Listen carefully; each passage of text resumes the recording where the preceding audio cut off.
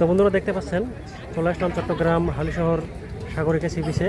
তো এখানে প্রচুর লোকজন হয় প্রতি শুক্রবার। তো আপনারা চাইলে এখানে আসতে পারেন।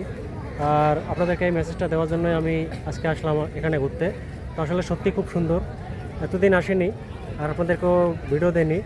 তো চলুন সঙ্গে থাকবেন। তো বন্ধুরা সত্যিকারে আসলে এখানে অসাধারণ একটা ভিউ পাবেন আপনারা যদি আসেন। চট্টগ্রাম রাসমণিঘাট যে সি বিচটা আছে,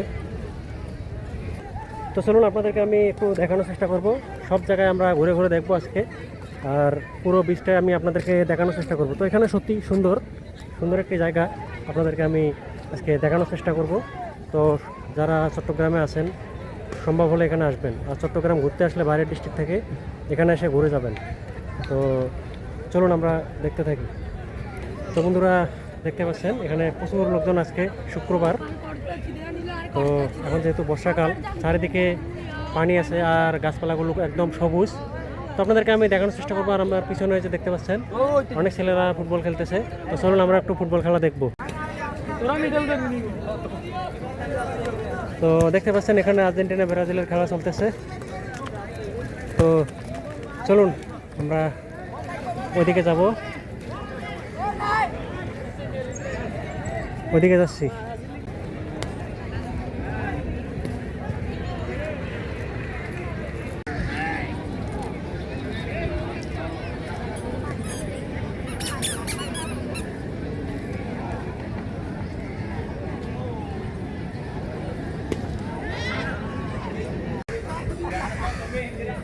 তো বন্ধুরা আপনারা চাইলে এরকম গাছে উঠেও আনন্দ ফুর্তি করতে পারবেন। আর এখানে তো দেখতেছেন মানুষের কি ভিড়। তো খুব ভালো লাগে এখানে আসলে আমার। আপনারাও চাইলে এখানে আসতে পারেন। চট্টগ্রাম হালিশহর রানী রাসমণিঘাট যে সি বিচ আছে সেখানে। তো বন্ধুরা এখানকার ভিউটা আমি আপনাদেরকে দেখানোর চেষ্টা করতেছি। যারা আসেন নাই, মোবাইলে বা টিভিতে দেখবেন, তাদের জন্য একটু দেখানোর চেষ্টা করতেছি। তো বন্ধুরা একদিকে আপনাদেরকে দেখানোর চেষ্টা করলাম, তো অন্যদিকে যাব আরও। এখানে বিশাল এরিয়া।